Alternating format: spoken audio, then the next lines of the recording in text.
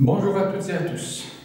Aujourd'hui, je vais vous raconter mon histoire avec Albert Einstein et comment je suis venu par effraction à la recherche mathématique, moi qui ai un bas niveau dans cette matière.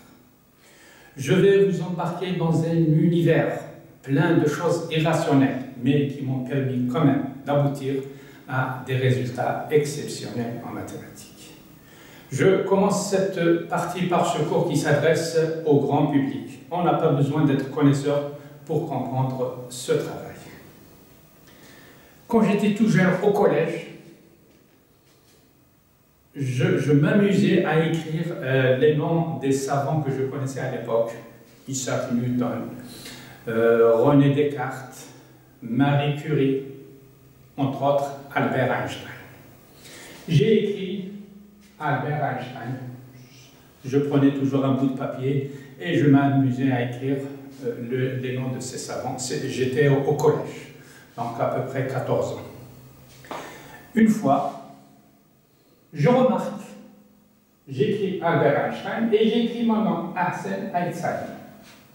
Je remarque qu'il y a 6 lettres dans le nom d'Einstein, Albert, et 6 lettres dans mon nom. 8 lettres Einstein, 8 lettres Aïtsadi. Vous savez, quand on est adolescent, on fait ces petites remarques, on s'est dit, quelle coïncidence. Quelle coïncidence. Peut-être moi aussi je suis fait pour être comme Albert Einstein. Quelque temps après,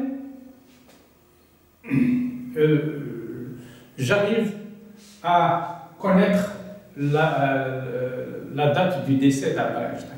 Il est mort en 1955. Moi, je suis né en 1955. Coïncidence.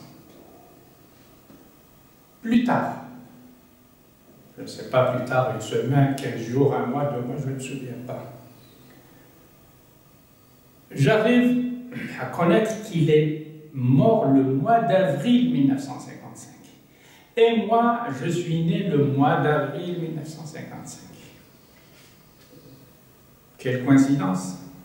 Plus tard, je lis dans une revue, je ne me souviens pas, ou bien dans un journal, qu'il est mort le 17 avril 1955.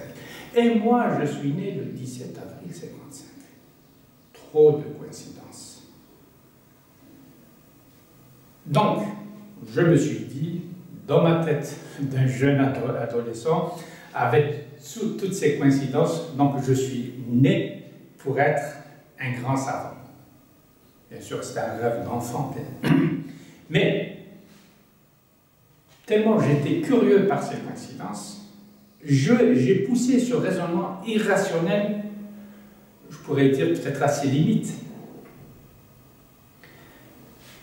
Je prends un petit jour, l'alphabet, donc A, B, C, D, etc. Donc A c'est 1, B c'est 2, C c'est 3, D c'est etc. etc. Je mets la valeur du nom de Albert. Je trouve A égale 1, 12, L égale 12, 2, 5, 18, 20. Donc si je fais la somme, je trouve 58. Et ici, si je fais la somme, donc 5, 9, 14, 19, 20, 25, 5, 9 et 14. Ici, je trouve 95. 58, 95 pour le nom d'Einstein. Voilà, 58 et 95. Ça n'a aucun sens. Maintenant, je reviens à mon nom. Arsène, donc A c'est 1, 8, 3, 5, 14, 5. Ça donne 36. Aïtsadi, A c'est 1, 9, 20, 19, 1, 1, 4, 5. Ça donne 64. Vous ne remarquez pas que 36 c'est 6 au carré. Et 64 c'est 8 au carré. Donc mon nom il est composé de 6 lettres. Sa valeur c'est 6 au carré. Le prénom, il est composé de 8 lettres. Et c'est 8 au carré, 64. Et 6 au carré plus 8 au carré égale 100, c'est 10 au carré. Mon nom vérifie le théorème de Pythagore.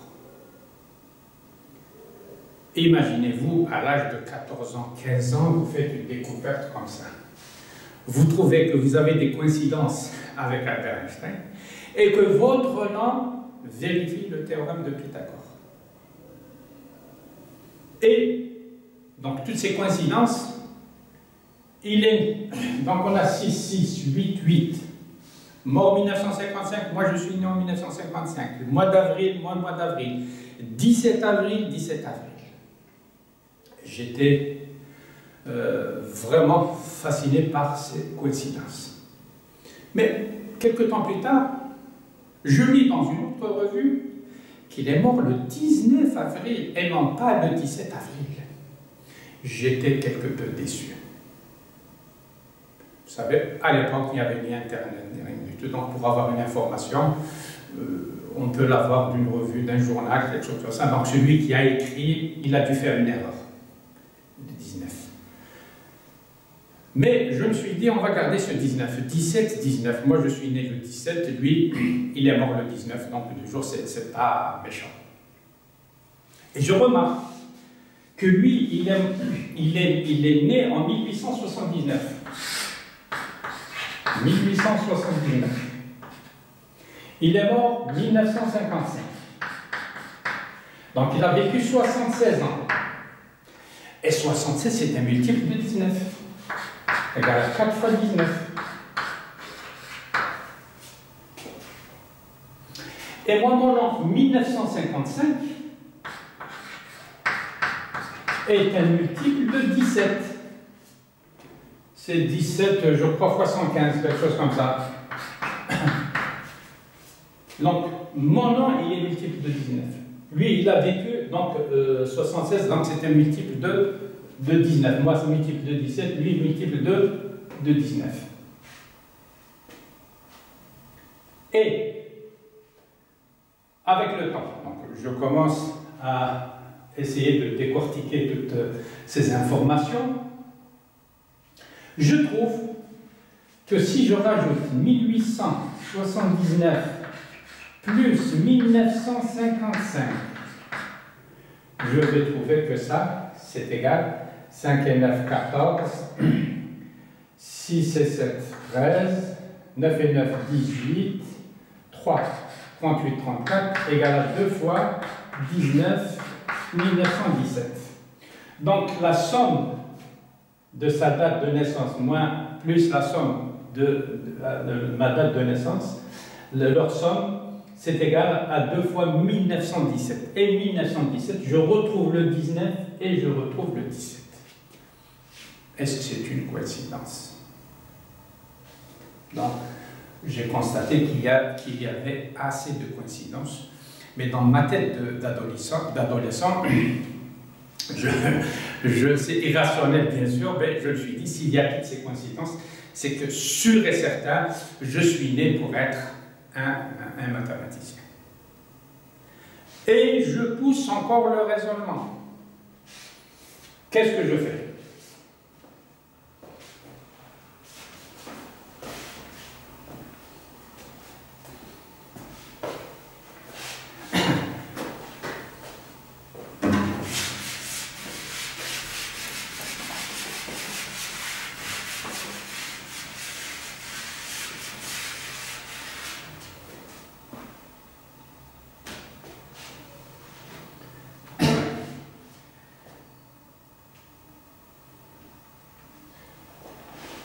Maintenant, en plus, le nom d'Albert Einstein, 58 plus 95, égale à 153.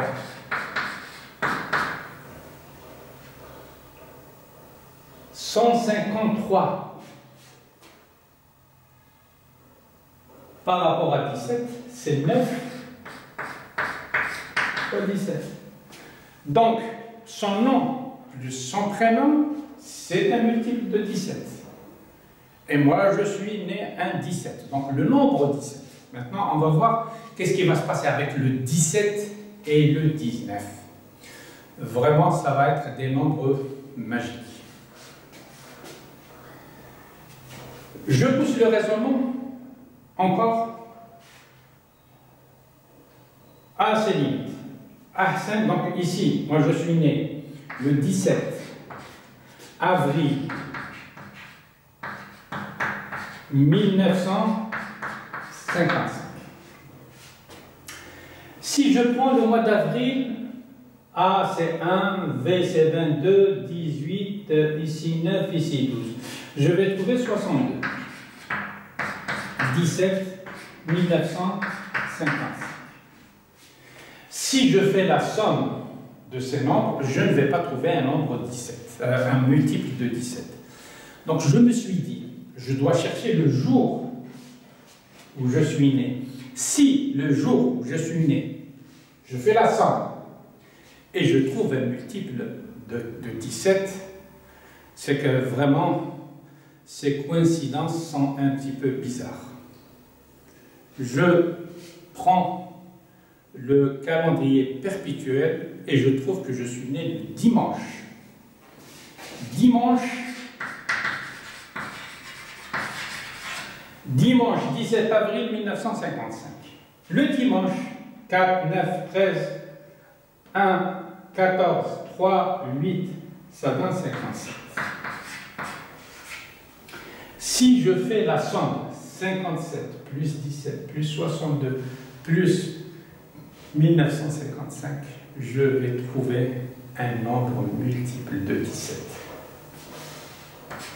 Normalement, c'est 123 fois 17. Est-ce que là aussi c'est une coïncidence? Difficile à accepter, admettre que c'est une simple coïncidence.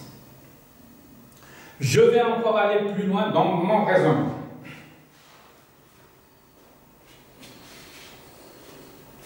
Si je prends, pour Albert Einstein, les voyelles, c'est E, E, I, E, I. Donc ici, 10, 18, 28 et 5, 34. Somme des voyelles, 34.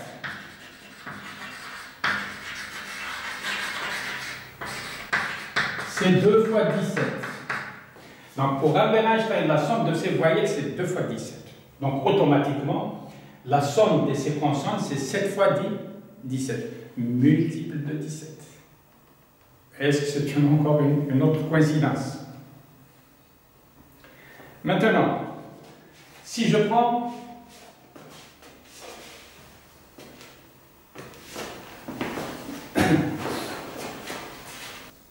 quelques temps plus tard, je remarque que 36, c'est un carré parfait, c'est la valeur de mon nom. 36 est égal à 17 plus 8. 64,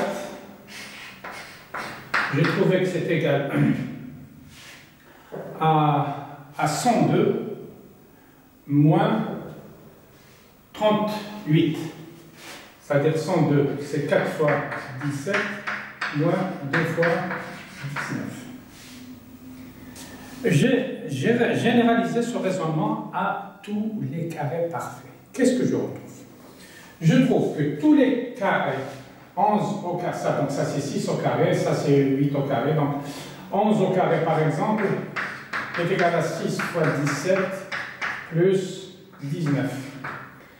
12 au carré, c'est 4 fois 17 plus 4 fois 19. Par exemple, 23 au carré, c'est 11 fois 17 plus 18 fois 19. 95 au carré égale à 16 fois 19 plus 513 fois 17. 71 au carré égale 64 fois 19 plus 225 fois 17. Qu'est-ce que je remarque dans 71 qui est le contraire de 17? Ça, 64, c'est 8 au carré, et 225, c'est 15 au carré. Et je peux faire ça à l'infini. Par exemple, 58 au carré égale 16 fois 19 plus 180 fois 17. Voilà. Donc, imaginez-vous, ça c'est un travail que j'ai fait quand j'avais peut-être 21 ans, 22 ans, quelque chose comme ça. Et j'ai dû essayer ce travail avec peut-être jusqu'à 500. Donc, pour comprendre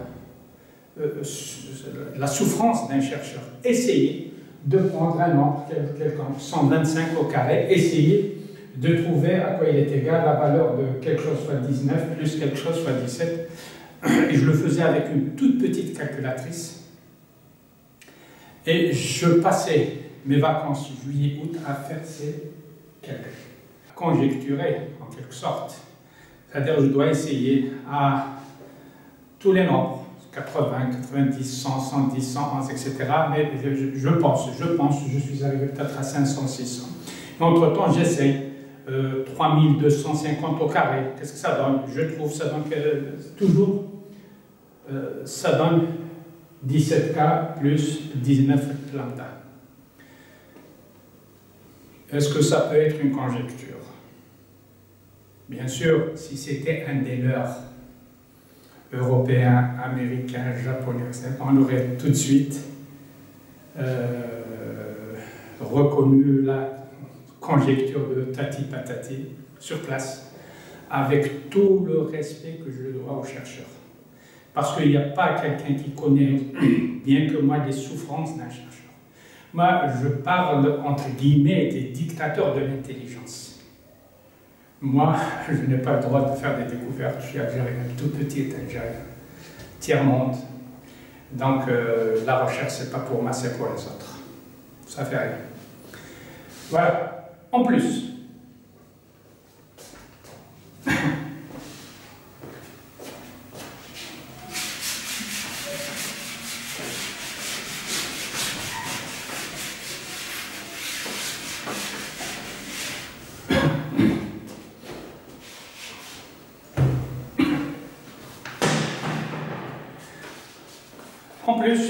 je fais une découverte très importante. C'est toujours, je peux trouver la somme de deux carrés, a au carré plus b au carré, est égale à un multiple de 17. Je vais donner des exemples. 20 au carré plus 29 au carré. Ça donne 73 fois 17. 5 au carré plus 31 au carré. Ça donne 58 fois 17. Et on constate que 20 plus 29 égale 49. 20 plus 29 égale 7 au carré. 5 plus 31, c'est 6 au carré. Et je remarque que si je fais 31 plus 20, ça donne 51. 31, ça. 31 plus 20 égale 51. C'est 3 fois 17. 5 plus 29. 34. Ça veut dire 2 fois 10, 17. En plus, je peux avoir 20 au carré plus 5 au carré qui est égal à 25 fois 17. Et toujours 20 plus, parce que j'ai le 20 et j'ai le 5. Donc 20 plus 5 égale 5 au carré. Est-ce que ça, c'est une découverte? Toujours la somme, c'est un carré parfait, somme carré parfait, somme carré parfait, et leur carré, ça donne un multiple de 17, et ça plus ça, multiple de 17, ça plus ça, multiple de 17. En plus, qu'est-ce que j'aurai? J'aurai 20 fois 29, 20 fois 29, moins 5 fois 31, égale à 25 fois 17. Ça fois ça, moins ça fois ça, ça donne un multiple de 17. 20 maintenant.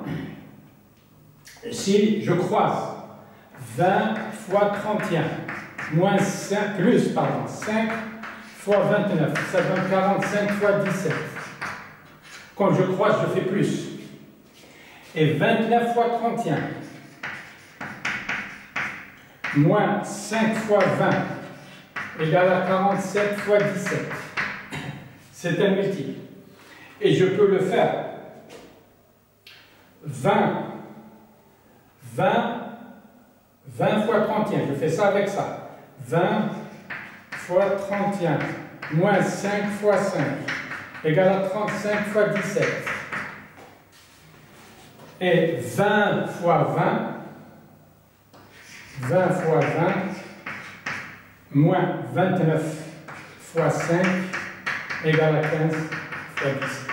Toujours, quelle que soit l'opération que je fais, je trouve toujours un multiple de 17. Et toujours ça, plus ça, c'est un carré parfait, ça, plus ça, c'est un carré parfait, ça, plus ça, c'est un carré parfait. Et leur carré, ça donne un multiple de 17. Je peux vous donner une infinité d'exemples de ce genre. Je peux vous donner, par exemple, nous avons avec 58 au carré plus 6 au carré égale 200 fois 17.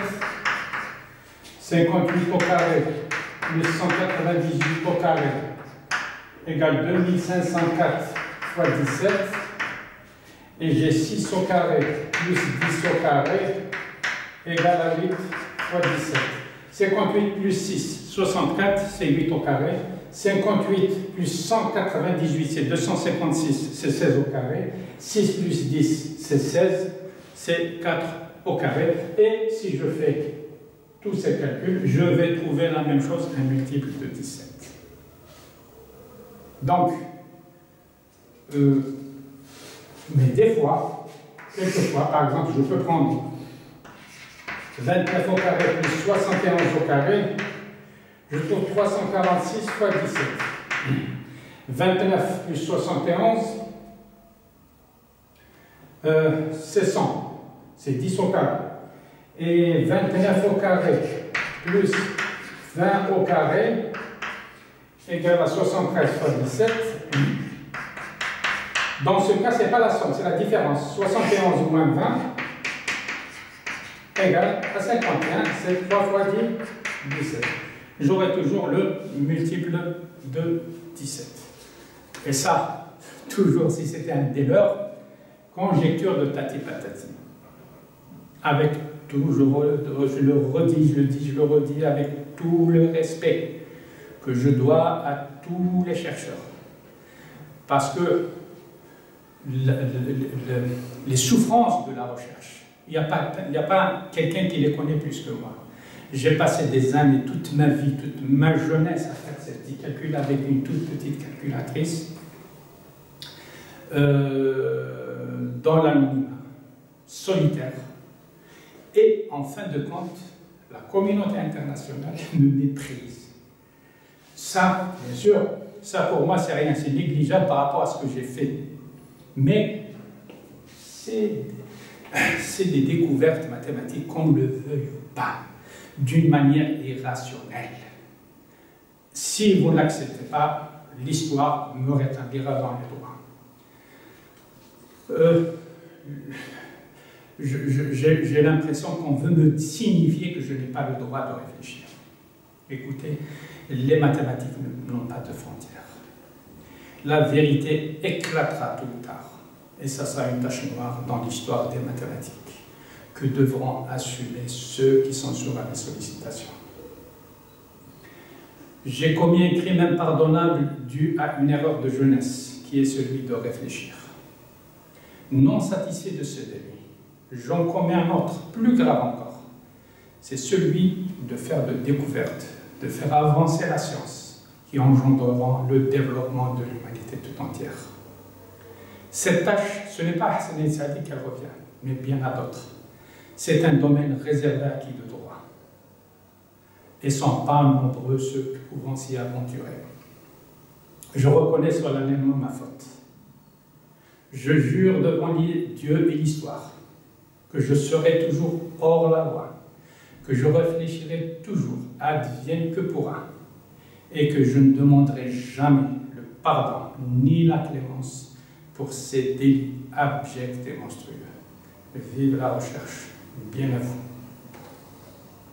Maintenant, on va faire un peu d'humour.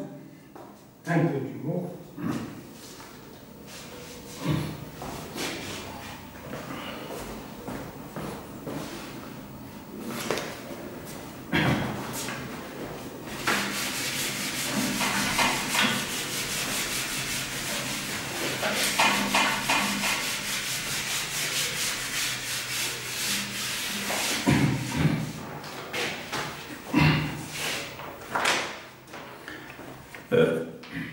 Maintenant, un peu d'humour. Mathématiques.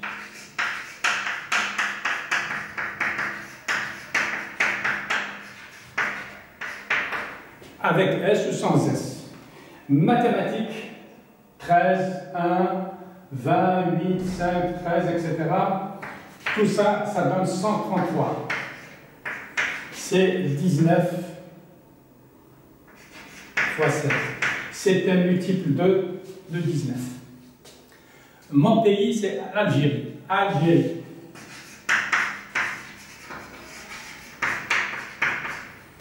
Un, 12, 7, 5, 18, 9, 5. Algérie, ça donne 38. Donc c'est 19 fois 2. C'est un multiple de 19. Moi, je suis originaire de Kabylie. Mon village, il est perché sur les hauteurs du Djurdjura. Il s'appelle Dama. 4, 1, 18, 14 et 1. Ça donne 38. C'est 19 fois 2. Toujours c'est un multiple de 19. Quelle étrange coïncidence. Une dernière. 17. Le 17. C'est 1, donc il fait 1 plus 7 égale à 8. 1, 7 égale 8. Si je les ai comme ça. 1, ça donne 21, 14, 35, 7. Ça va donner 19, 5, 16 et 20. Donc ça donne 60. Et ça donne 58. Ça c'est 95. Et ça c'est 58. Et ça c'est le nom d'Einstein. Le nom, le prénom. 58. 95, bien sûr, c'est un multiple de 19. Avec toutes ces coïncidences, je ne sais pas si vous êtes convaincus de mon raisonnement qui est irrationnel. Merci.